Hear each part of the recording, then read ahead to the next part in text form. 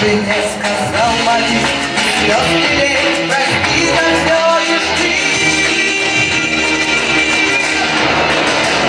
И только жди меня, родная, все годы жду, и я к тебе вернусь со злой войны.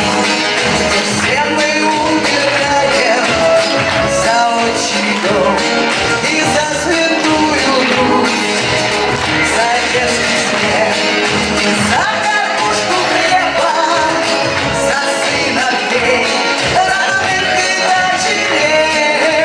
Молись сильней, чтоб нас хранило небо, чтоб мы домой вернулись поскорей.